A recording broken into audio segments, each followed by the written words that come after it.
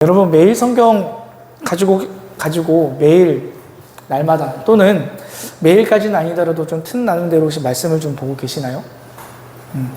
우리 교회 새벽 예배도 아시다시피 매일 성경의 본문 우리 큐티집을 따라서 가고 있는데 여러분 혹시라도 혼자 말씀 묵상하는 것이 좀 어렵다고 느끼신다면 우리 교회에 그 유튜브 구독하셔서 늦더라도 보시면 좋습니다. 제가 이번 주에 시편 94편까지의 이 말씀 묵상을 목사님께서 설교하신 그 새벽 예배 말씀을 따라서 좀 제가 가봤는데요. 저한테는 좀 개인적으로 되게 좋은 시간이었습니다. 9월부터는 열왕기 상을 묵상을 하게 됩니다. 특별히 구약 성경을 묵상할 때, 특별히 열왕기서를 묵상할 때에는 우리가 신약 성경과 좀 다른 접근법이 좀 필요한데 그 이유는 이 열왕기서는 열왕기서만 딱 봐서가 되는 게 아니라 앞에 사무엘 상하서 뒤에 역대기 상하서까지 그 연대기가 되게 비슷하고 사건이 같이 묶여 있는 내용들이 많기 때문에 그것들을 같이 좀 읽어 나가야만 이해가 더 쉽다라기 표현보다도 같이 읽어 나갔을 때 그 사건을 좀 더 알기 쉽게 되어 있어요. 또한 구약 성경은 그때 당시 고대 근동의 역사들을 굉장히 따라가기 때문에 제가 설교를 준비할 때 그 역사의 고증들도 필요하다면 같이 읽어 나갈 내용들이 좀 있다면 제가 읽어 나갈 건데요. 오늘 말씀에도 여러분이 몰랐던 한 가지가 있긴 하거든요. 어찌됐든 그 역사들에 대해서 어느 정도 이해하며 읽어 나가는 것이 조금 더 재밌게 읽어 나갈 수 있습니다. 성경이 이게 생각보다 재밌어요. 저도 다시 묵상하면서 오는 즐거움이 좀 있는데 여튼 제가 최대한 연구를 하고 여러분들에게 공유할 수 있는 내용들은 좀 공유하며 나아갈 수 있도록 하겠습니다. 괜찮다면 에어컨 온도 조금만 높여도 될 것 같아요. 그리고 열왕기상 1장을 오늘 본문을 이해하려면 열왕기상 1장 전체를 차라리 보는 게 좀 더 낫긴 하거든요. 뒤에는 내용은 이제 내일 말씀 묵상할 내용이니까 제가 그 부분은 좀 더 이해할 수 있는 결론 부분이라서 넘어가고 오늘 제가 열왕기상 1장에 있는 앞에 있는 내용들에 대해서 제가 같이 묵상에 좀 나아갈 수 있도록 하겠습니다. 제가 말씀을 묵상하는 이 기간에 우리나라에 좀 중요한 이슈가 좀 두 가지가 좀 있었다고 생각해요. 하나는 잘 알다시피 일본 방사능 오염수에 대한 방류가 좀 많이 마음에 좀 걸렸습니다. 여러분 방사능 오염수가 바다에 문제가 되지 않는다면 일본 안에서 해결하면 되는 거고 그리고 무엇보다 과학적으로 문제가 없다면 왜 오염수 방수를 일본 자국인들도 반대하는 이 일을 진행하는 것이며 정말 문제가 되지 않는다면 수년 내에 10년도 안 걸리는 2, 3년 안에 방수하면 되는 것인데 이게 50년 동안 흘려간다는 것 자체가 제가 지식도 없고 또 정치적인 아무 목적이 없이 이해하려고 노력을 해도 사실 참 이해하기 참 어려운 부분들이기도 합니다. 그런데 이것과 더불어서 어떤 이슈가 있었냐면 바로 독립운동가인 홍범도 장군의 흉상을 철거하자라는 이 내용이 지금 또 굉장히 이슈가 되어지고 있죠. 그리고 이 홍범도 장군의 흉상을 철거함과 동시에 친일파인 백선엽 장군의 흉상을 만들겠다라는 그 정부와 육사의 이 결정에 있어서 온 국민이 굉장히 분노하고 있고 물론 온 국민은 아니죠. 일부 대다수의 국민들이 분노를 하고 있고 또 이것에 대한 아직도 여전히 풀리지 않는 이야기들이 좀 많이 있어요. 자, 이 이야기의 이슈의 쟁점이 무엇이라고 생각하세요? 얼마나 역사를 팩트로 바라보면서 나아가고 있느냐인 거예요. 정치적인 이야기가 아니라 역사적인 팩트가 얼마나 사실적인가에 대한 해석의 논리가 좀 있겠죠. 근데 제가 성경은 우리가 열왕기서를 묵상을 해 나아가는 것도 이와 같은 거라고 생각을 좀 해 보았습니다. 여러분 열왕기서는 이스라엘의 왕들의 역사를 담은 책입니다. 그러니까 굳이 우리식으로 표현을 하면 어떻게 이야기할 수 있냐면 우리나라식으로 따지면 우리나라 조선 실록과 같이 왕들에 대한 역사를 이야기하는 책입니다.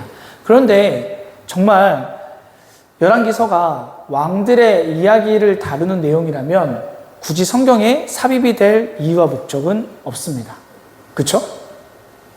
무슨 말을 하고 싶냐면, 그렇다면 이 열왕기서가 왜 성경에 들어가는 것인가에 대한 물음부터 시작을 해야 된다고 생각을 좀 하는 거예요.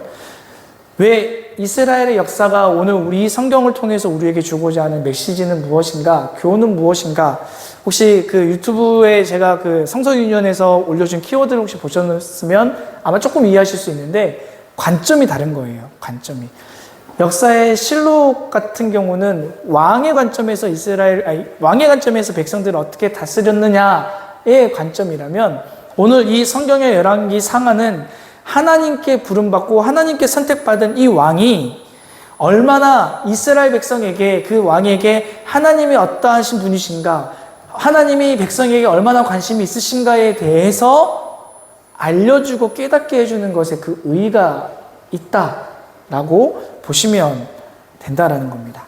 그래서 이것이 우리에게 성경으로 보여지는 것이죠. 그러나 오늘 아마 열왕기상 1장을 아마 천천히 묵상했었던 분들이라면 이 이야기, 오늘 드려진 이야기가 굉장히 좀 재미있게 다가올 것이라고 생각이 되어집니다. 왜냐하면 스토리가 생각보다 재미있거든요. 오늘 본문을 놓고 보면 사실상 이제 1장의 28절부터 37절까지는 후반에 대한 내용들이고, 이 전반에 대한 내용들을 우리가 좀 제가 하나하나씩 묵상을 했던, 묵상을 하지 않았던 이 내용들을 한번 제가 곱씹어 가면서 한번 볼 테니까 왜 이 열왕기상 1장이 재미있는지를 한번 경험해 봤으면 좋겠습니다. 물론 제가 재미있게 말할 자신은 없지만 상상을 하면서 한번 좀 읽어 나가 봤으면 좋겠어요. 먼저 오늘 본문의 1장 1절 한번 같이 한번 볼까요? 1장 1절이 있었을 텐데 없나요? 네, 그겁니다. 네. 1장 1절 같이 읽어볼게요. 시작. 다윗 왕이 나이가 많아 늙었으니 이불을 덮어도 따뜻하지 않았다. 자, 이 말이 무엇을 의미하는 걸까요? 아팠을까요? 네. 아픈 게 아니라 나이가 많이 들어서 죽음을 앞두고 있다라는 것을 의미합니다. 여러분, 다윗이 어떤 인물인가요? 다윗은 이스라엘의 첫 왕, 바로 사울에 이어서 이스라엘 두 번째 왕입니다. 그랬던 그가 이제 노쇠해서 더 이상 왕으로서의 책무를 할 수 없을 만큼의 신체적, 정신적인 에너지가 끝을 향하고 있는 것을 열왕기상 1장 1절부터 말하고 있습니다. 그런데 신기하게도 이렇게 나이든 이 다윗을 살리고자 했었던 왕의 신하들의 행동이 굉장히 특이합니다. 그 특이함이 무엇이냐면, 다윗의 몸을 따뜻하게 해주는 인간 난로의 역할로서 수넴 여자인 아비삭, 젊은 처녀인 아비삭을 다윗과 함께 잠자리에 들게 합니다. 자, 이게 되게 이상하잖아요. 말이 안 되는 거잖아요. 그쵸? 근데 이게 그때 당시의 역사들을 보면 어떠한 문화가 있냐면, 왕이 성적인 능력이 떨어지면 더 이상 이 백성들을 통치할 수 있는 능력도 없다라고 그때 당시 사람들은 그렇게 생각했던 거예요. 그럼 반대로, 그렇기 때문에 원기완성한 처녀와 함께 잠자리에 들어서 성적인 능력을 다시 회복하면 반대로 백성을 통치할 수 있는 능력이 있다라고 그들은 믿었던 거예요. 이스라엘 백성 자체가 믿었던 게 아니라 그 당시에 널리 퍼져 있었던 원시적인 어떤 원시 믿음, 원시 신앙에서 근거한 행동이다라는 거예요. 그만큼 다윗이 이제 왕으로서의 이제 백성을 통치하기 위한 체력이나 신체적인, 정신적인 나이가 사실상 끝이 났다고 봐도 무방한 내용입니다. 그러면 당연히 그의 신하들을 비롯한 이스라엘 백성들에 있어서 걱정은 무엇이겠습니까? 그들의 이슈는 무엇이었겠어요? 그야? 그럼 누가 다윗 왕을 이어서 우리의 왕으로서 우리를 지켜줄 수 있을 것인가에 대한 관심이 당연히 있었겠죠. 그래서 오늘 등장하는 사람이 누구냐면 바로 아도니아입니다. 정확하게는 이 아도니아는 다윗의 뒤를 이을 왕의 후계자로서 사실은 언급이 되지 않아요. 오히려 역모를 꾸미는 사람으로 오늘 본문에서는 표현하고 있습니다. 1장 5절부터 10절까지 말씀인데요. 네, 같이 한번 읽어볼게요. 시작. 그때 다윗과 핫깃 사이에서 태어난 아들 아도니아는 자기가 왕이 될 것이라고 하면서 후계자처럼 행세하고 다녔다. 자신이 타고 다니는 병거를 마련하고 기병과 호위병 10명을 데리고 다녔다. 그런데도 그의 아버지 다윗은 아도니아를 꾸짖지 않고 어찌하여 이런 일을 하느냐고 한 번도 묻지 않았다. 그는 압솔림 다음으로 태어난 아들로서 용모가 뛰어났다. 아도니아가 수르야의 아들 요압과 아비아달 제사장을 포섭하니 그들이 아도니아를 지지하였다. 사독 제사장과 시므니와 레위와 다윗을 따라다닌 장군들은 아도니아에게 동조하지 않았다. 아도니아가 엔록에 가까이에 있는 소엘렛 바위 옆에서 양과 소와 살찐 송아지를 잡아서 잔치를 베풀고 자기의 형제인 왕자들과 유다 사람인 왕의 모든 신하들을 초청하였다. 그러나 나단 예언자와 분하야와 왕의 경호병들과 동생 솔로몬은 초청하지 않았다. 아도니아의 출신의 배경에 대해서 먼저 이야기를 해드릴게요. 다윗은 사무엘하 3장 2절부터 5절까지 해서 헤브론이라는 지역에 있을 때 6명의 아들을 낳았다고 기록하고 있어요. 제가 순서대로 읊어드리면 첫째가 암논, 둘째가 길르압, 셋째가 압살론, 넷째가 아도니아, 다섯 번째가 스바다, 발음 안 되죠? 스파데아, 마지막 여섯째가 이드르암입니다. 제가 굳이 PPT에 올려놓지 않은 이유는 넘어가는 내용이기 때문에 제가 그냥 말씀을 드리는 거예요. 그러면 6명의 아들이고 우리나라도 그랬지만 이때 당시에 왕의 계승의 순서는 어떻게 되겠어요? 왕이 죽으면 첫째, 그리고 죽으면 둘째 이렇게 돼야 되는데 왜 아도니아는 네 번째 아들임에도 불구하고 오늘 다윗에 이어서 왕이 되려 할까요? 그것도 제가 알려드릴게요. 첫 번째인 암논은 사무엘하 13장부터 13장에 이복 누이인 다말을 겁탈을 합니다. 그래서 그의 오빠인 압살롬에게 죽임을 당합니다. 그리고 이 압살롬은요, 사무엘하 15장부터 18장까지의 내용을 통해서 아버지에게 반기를 들어서 역모를 꾀하다가 요압 장군에게 의해서 죽임을 당합니다. 그리고 마지막 둘째인 이 길르압은요, 성경에 정확하게 기록이 되어 있지 않지만 학자들의 의견에 따르면 행방이 되게 묘연한데 아마도 조기 사망하지 않았나 하고 추정을 한다고 합니다. 그러니까 이를 근거대로 가보면 그의 앞에 있었던 형들 3명은 이미 다 죽임을 맞았기 때문에 자연스럽게 아도니아가 왕의 후보자가 되어지는 것처럼 보입니다. 그러나 조금 전에 보았던 6절 하반절 말씀에서 보면 아도니아는 용모도 굉장히 준수했다라고 합니다. 그러니까 외형적으로 보아도 왕이 될 제목처럼 보여지는 거예요. 어느 정도냐면 이제 노쇠한 다윗이 아도니아에게 감히 한마디 뭐라 할 수 있을 정도의 그 힘이 안 될 정도로, 반대로 말하면 아도니아가 그 정도의 카리스마가 있었던 사람으로 보입니다. 그런데 오늘 이 아도니아의 왕의 이 역모를 꾀하는 것에 어떻게 보면 대항마로서 등장한 사람이 오늘 누구라고요? 솔로몬입니다. 자, 이러한 출신의 이 아도니아의 이 대단한 출신에 비교해보면 이 솔로몬은 사실 출신 배경 자체가 깜냥이 되지 않습니다. 솔로몬은 밧세바의 4 아들 중에서도 막내로 태어났는데요. 이따가 제가 말씀드리겠지만 밧세바는 어떤 인물인지 제가 이따 이야기하겠지만 어찌됐든 이 왕의 계승표로, 왕의 계승을 대기표로 뽑았을 때 1번은 당연히 아도니아라면 솔로몬은 몇 번쯤 될 것 같아요? 눈에 안 보이는 거예요. 솔로몬은 왕 자체가 될 만한 그 어떠한 근거나 그 어떠한 자격 조건이 미치지 않는 사람입니다.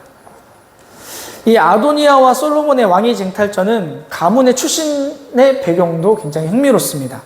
아도니아는 이스라엘의 옛 수도인 헤브론 출신이라면 솔로몬은 현재 수도인 예루살렘 출신입니다. 아도니아와 솔로몬을 지지하는 세력도 좀 다릅니다. 헤브론 출신의 아도니아를 지지하던 사람들은 다윗을 처음부터 모셨던 기존 세력들입니다. 그래서 오늘 본문의 9절 말씀을 보면 수르야의 아들 요압과 제사장 아비아달과 유다 지역 사람이라고 이야기합니다. 그럼 솔로몬의 지지 세력은 누구일까요? 당연히 예루살렘 출신의 신진 세력들입니다. 제사장인 사독과 여호야다의 아들 분하야와 선지자인 나단과 시므이와 레이와 다윗의 용사들입니다. 여러분 이렇게만 딱 따져도 되게 재밌지 않습니까? 무슨 어벤져스 11호에 나와 있는 네, 아무튼 그렇다고 합니다. 조금만 더 나누어서 볼게요. 아도니아를 지지하는 이 요압은요, 다윗 왕의 군대 장관입니다. 그리고 솔로몬을 지지하는 분하야는 다윗 왕의 용병대장입니다. 근데 이 용병대장이 되게 중요합니다. 오늘이 아니라 내일 말씀에 생각보다 중요한 부분이기도 한데요. 어찌됐든 그건 제가 나중에 한 번 더 설명해 드릴게요. 제사장도 달라요. 아도니아에게는 아비아들이 있었고요. 솔로몬에게는 사독이 있었어요. 완전히 나뉘어진 것을 제가 의미하고 있는 겁니다. 그러니까 아도니아와 솔로몬의 이 왕위 쟁탈전은요, 원로 유다와 신진 예루살렘 파 간에 보이지 않는 이 싸움이다라는 거예요. 이러한 상황에서 먼저 선수를 친 사람이 누구라고요? 아도니아입니다. 그는 그의 세력을 모아서 다윗의 의견을 묻지도 따지지도 않고 스스로 왕의 계승의 절차를 밟아 나갔습니다. 그게 오늘 본문의 말씀 앞의 내용인 거예요. 그리고 어찌되었던 중요한 것은 뭐예요? 두 진영 간의 싸움에서 승리하는 사람은 왕의 전승을 이어받게 되고 패배하는 지역은 어떻게 돼요? 그쵸? 반역을 모독한 죄로 목숨을 빼앗긴 상황에 놓여 있는 겁니다. 오늘 본문에 보면 출신의 배경으로 보나 지지하는 세력으로 보나 아도니아가 왕이 되어야 되는 것처럼 보이지만 우리가 잘 알다시피 이 상황에서 결론적으로 누가 이기죠? 네, 솔로몬이 이깁니다. 소리를 전체적인 볼륨을 조금만 낮춰주겠어요? 죄송해요. 솔로몬이 승리를 하게 되죠. 네, 여러분 왜 솔로몬이 승리를 하게 되었는지가 되게 중요한 오늘 말씀의 포인트입니다. 오늘 솔로몬이 왕의 계승자로 설 수 있게 된 궁극적인 역할을 한 사람은요, 바로 두 진영에서 솔로몬에 속해 있는 나단이라고 하는 이 선지자가 역할이 좀 컸다라고 저는 생각합니다. 여러분, 나단이라는 선지자가 누구인지 제가 아마 읊으면 이 사람이라고 아마 이야기할 수 있을 것 같아요. 나단은요, 다윗에게 있어서 평생 나단은 은혜를 끼친 자라고 저는 생각합니다. 왜냐하면 다윗이 하나님 앞에 큰 죄를 지었는데 이 죄에 대해서 나단 선지자가 감히 용감하게 다윗에게 나가서 하나님이 원하지 않는 방향으로 갈 때 그를 하나님으로부터 다시 인도하게 하는 역할을 한 인물이기 때문입니다. 나단 선지자와 다윗의 관계는 제가 두 가지로 제가 이야기할 수 있는데요. 대표적인 사건이 뭐냐면 사무엘 하 12장에 군인 다윗의 부하였던 우리아의 아내인 밧세바, 이 밧세바를 다윗이 간통했을 때 나단이 등장합니다. 그리고 다윗 왕이시여, 당신이 하나님 앞에 어떠한 죄를 지었는지 아시죠? 빨리 회개하십시오. 빨리 하나님께 돌이켜 오십시오. 라고 해서 다윗이 어떻게 하냐면 그 즉시 회개합니다. 그러나 그 죄로 인해서 밧세바와 다윗에게서 나온 아이가 죽임을 맞는 이러한 벌을 받습니다. 그리고 솔로몬은 누구의 아들이라고요? 밧세바의 아들이라고요. 자, 이렇게 다윗이 범죄하였을 때 나단은 용감하게 나서서 다윗을 회개하게끔 인도한 사람입니다. 그리고 한 가지 더 알아야 될 사건은 뭐냐면 사무엘하 7장입니다. 사무엘하 7장은 여러분 아마 잘 기억이 안 나실 거고 꾸준히 읽지 않으면 그냥 넘어갈 수 있는 부분들인데 매우 중요한 사건 중에 하나이지만 이 사건의 배경이 뭐냐면 다윗이 이제 하나님의 명에 따라서 가나안을 이제 사실상 이제 완벽하게 정복을 하거든요. 그 후에 이제 하나님께 본인이 이제 어떻게 기도하냐면 이제 내가 하나님의 성전을 건축해야겠다라는 비전을 품고 준비를 하려고 할 때 나단이 나타납니다. 그래서 뭐라 그러냐면 다윗 왕님, 하나님 성전 건축에 대한 비전을 여러분 당신이 품지 마시고 당신은 이스라엘 백성들을 어떻게 하나님께 인도할 것인가에 대해서 그것만 고민하고 그것을 섬기십시오. 성전 건축은 당신의 후계자가 할 것입니다. 라고 이야기한 사건이 사무엘하 7장 내용입니다. 그리고 결론적으로 역대상 22장에서 하나님의 성전을 건축할 자가 바로 솔로몬이다라고 선포하였습니다. 그러니까 제가 아까 말했던 것처럼, 소대 말했던 것처럼 이 열왕기서를 읽어 나가려면 역대상하도 읽어야 되고 사무엘상하도 같이 이렇게 봐야 역사적인 비교를 할 수 있다라는 재미가 있다라는 거예요. 자, 이렇게 다윗을 하나님께로부터 다시 옳은 길로 인도한 이 나단이 오늘 아도니아와 솔로몬의 왕위 쟁탈전에서 누구의 편에 들어요? 솔로몬의 편에 든 사람입니다. 오늘 본문에 이어가면 나단은 밧세바에게 이제 가서 이야기를 하는 거예요. 아니, 이렇게 죽을 거예요? 아도니아가 지금 반역을 꾸고 있잖아요. 지금 뭐라도 빨리 하세요. 하는 거예요. 그러면 안 되겠으면 지금 당장 왕의 침실에 가서라도 왕에게 하나님의 일이 이렇게 꼬이는 것을 빨리 다시 정상화시키시라고 빨리 설득하세요. 라고 이야기했고, 그래서 밧세바가 왕의 침실에 가서 당신 하나님 앞에서 맹세하지 않았습니까? 솔로몬이 왕이 될 것이라고 맹세하지 않았습니까? 예언하지 않았습니까? 근데 지금 상황이 밖에서 아도니아가 반역을 치르고 있어요. 왕 계승을 본인들이 하고 있다고요. 빨리 가서 조치를 취하세요. 라고 이야기하고, 곧 이어 나단이 와서 어떻게 보면 약간 증인과 같이 지금 밖에 난리가 났다. 지금 아도니아가 사람들 모아가지고 왕 되겠다고 지금 잔치를 벌이고 있고, 왕 계승 어떤 그 대회, 전당대회를 지금 하고 있다. 다윗 왕이 지금 정신 차려야 됩니다. 이렇게 얘기를 하는 거예요. 그게 오늘 본문 앞절까지의 내용입니다. 그래서 오늘 본문의 말씀은 그 밧세바와 다윗의 이야기를 들은 다윗이 그 즉시 곧바로 솔로몬을 왕으로 세우는 장면이 오늘 본문의 말씀이다라는 거예요. 이제 내일 말씀에 보면 이제 좀 재밌는 것들 중에 하나가, 이게 소위 말하면 아도니아는 이제 구세력이잖아요. 구세력파잖아요. 솔로몬은 신세력파고요. 그래서 이제 다윗이 솔로몬의 왕위를 세우고 난 다음에 아도니아가 이제 자기의 목숨을 구걸하는 장면이 나오고요.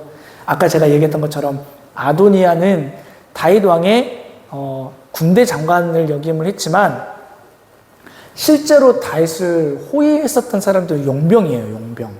근데 이 용병이 이스라엘 백성들하고 상대가 안 되는 거예요. 그래서 소위 말해서 솔로몬을 데리고 가는 이 호위병들이 다윗을 지켰던 이 용병들이다 보니까 이 군인들도 감히 솔로몬에게 이렇게 대들 수도 없고 덤빌 수도 없고, 모든 상황이 솔로몬에게 유리하게끔 이끌어가는 상황들이 이제 내일 나오는 본문 말씀이에요. 그러니까 내일 한번 말씀 읽어보세요. 생각보다 재밌어요.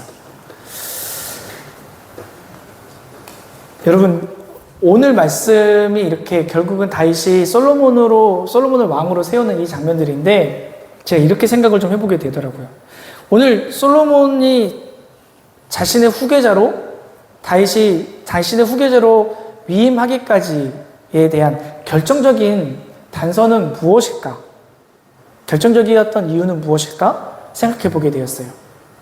솔로몬이 왕이 되지 않으면 솔로몬을 비롯한 밧세바, 나단이 모두 죽기 때문에 아도니아한테 죽을 바에는 차라리 다윗한테 한마디라도 더 대들고 죽는 게 낫겠다고 생각했었던 그들의 용감함 때문이었을까요?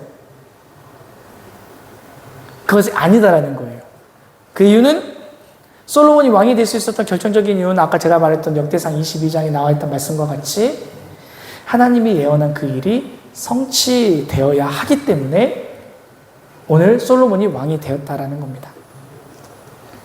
앞서서 나단과 두 가지의 사건을 제가 언급하면서 다윗이 일찍이 솔로몬을 왕으로 세우고 이 솔로몬이 하나님의 성전을 건축할 것이다라는 것을 알고 있었습니다. 다윗은 그의 몸과 기력이 쇠하였지만 하나님의 역사는 옳은 방향으로 이어갈 수 있도록 선포했다라는 거예요. 오늘 다윗이 하나님의 약속을 이행할 수 있었던 담대함은 어디에서 나왔을까 생각을 좀 해보게 되었습니다. 그것은 바로 오늘 본문의 29절에 나온 다윗의 고백이 아닐까라는 생각이 좀 해보게 되었어요. 거기에서 뭐라고 고백하냐면요. 다윗은 자신의 생명을 모든 환난에서 구한 여호와 하나님을 내가 앞에 두고 맹세한다 라고 시작을 합니다. 여러분, 다윗이 어떤 사람입니까? 베들레헴 2세의 막내 아들로 태어났죠. 그는 그의 앞에 7명의 웅장한 형들이 있었습니다.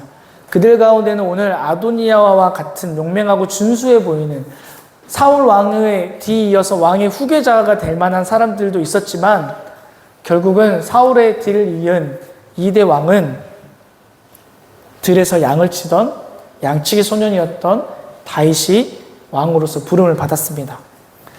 다윗은 누구보다도 그가 최고점에 있을 때 누구보다도 완벽하게 하나님을 신뢰하며 하나님을 예배했습니다. 그리고 그 예배하는 가운데 자신의 부끄러움이 그리고 수치가 드러나도 그는 전혀 개의치 않은 사람이었습니다. 하나님은 당신 앞에 어린아이와 같이 신뢰하며 예배하는 이 다윗을 통해 가나안 땅에 완벽한 정복을 이루셨고, 그를 통해서 많은 이스라엘 백성이 하나님의 백성으로 이루어갈 당신의 역사들을 다윗 왕을 통해서 이루어 가셨습니다. 물론 이 전쟁의 이 순간순간들마다, 그리고 다윗은 사울 왕으로부터 여러 가지 몇 번의 죽을 위기를 처하기도 했었고, 자신의 목숨을 노리는 이 전쟁을 숱하게 치러왔었던 사람이기도 합니다.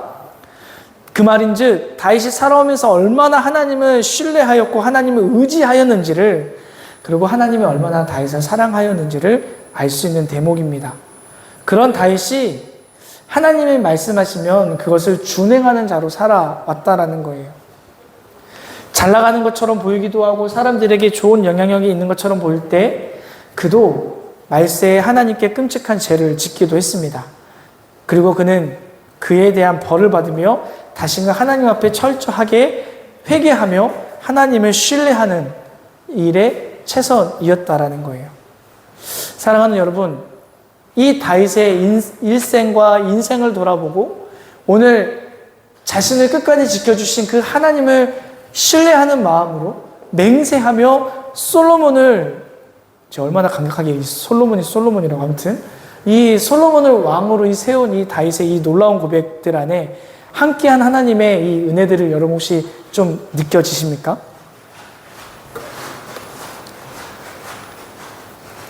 사람들이 보기에 양치기 소년에 불과했었던 이 사람을 하나님은 왕으로 세우셨고요. 하나님의 역사를 이루기 위해서 왕으로 쓰임받게 하셨습니다.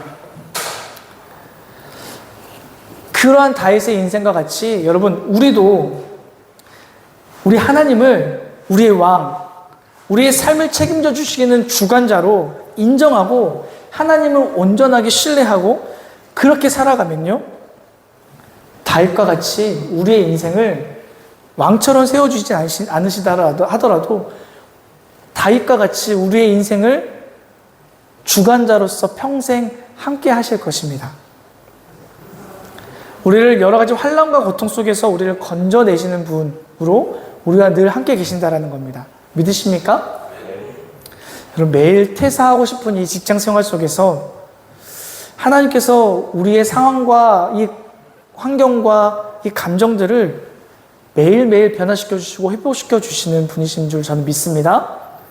이제 2학기가 시작되어지는 캠퍼스의 이 생활 속에서도 순간순간 찾아오는 유혹과 또한 시험 속에서 하나님은 다윗의 피난처가 되어주신 것과 같이 우리의 삶의 피난처가 되어주실 줄로 믿습니다. 우리가 다윗처럼 하나님을 의지하고 신뢰할 때 하나님은 우리의 삶에 완전히 개입하셔서 우리를 통해서 하나님의 나라를 이루어 가실 것일 줄로 저는 확신하며 믿습니다.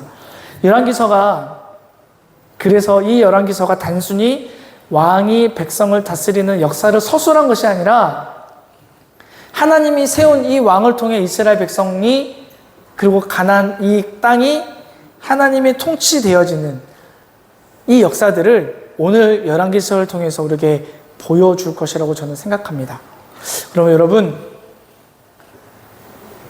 환경과 상황 앞에서 무릎 꿇지 않고 그 상황 속에서도 하나님을 신뢰하며 이전에 행하였던 하나님의 이 역사들을 기억했던 이 다윗의 이 놀라운 고백과 같이 우리도 우리의 삶에서 할 수 있는 하나님을 최선을 다해서 의지하고 신뢰하고 예배하며 나아갔으면 좋겠습니다.